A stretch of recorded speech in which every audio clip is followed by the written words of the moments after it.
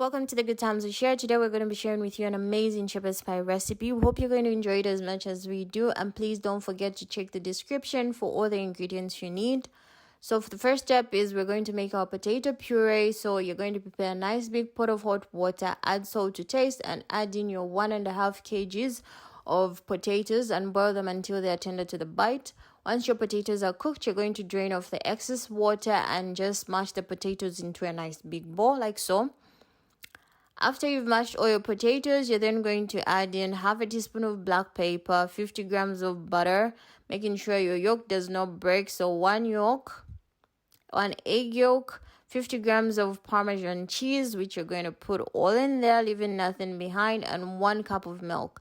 Making sure to mix all this together whilst your potatoes are still hot, which helps the butter to melt easily and mix in evenly.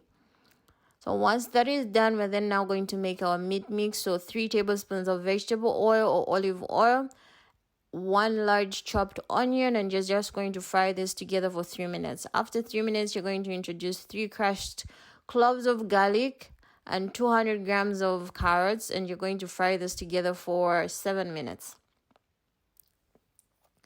Making sure to turn from time to time. After that 7 minutes, you're going to introduce your ground meat. I used ground pork. This is 1 kg of ground pork.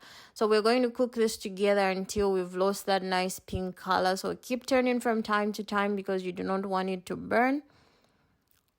So until we've lost that color, then we're going to season it with half a teaspoon of salt, half a teaspoon of black pepper, and half a teaspoon of rosemary. Rosemary which could be dry or fresh, and just mix that really in.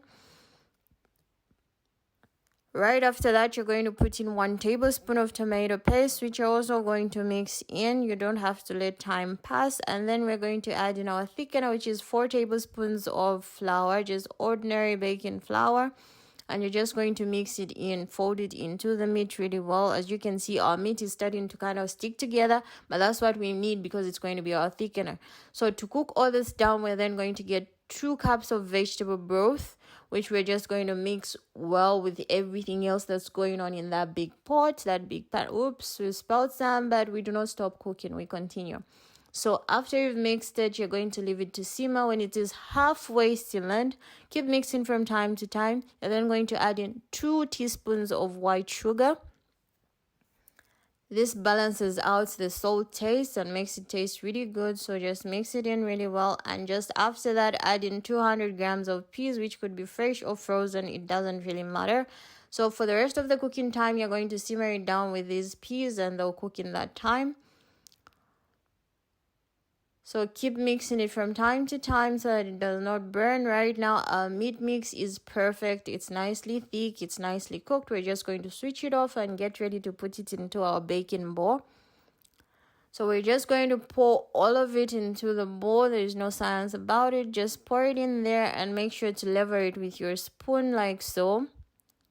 After you've leveled it up, you're then going to put all your potato puree on top. And just level it out as well. So after that's nicely done, then you're going to put this nice design with your fork. It doesn't make sense, but you'll see the sense when it is all cooked. So as silly as it seems, make sure you do this lovely job, this nice decoration.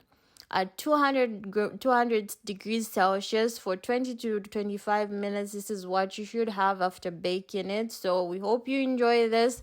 Buon appetito a tutti. Until next time, it's bye-bye.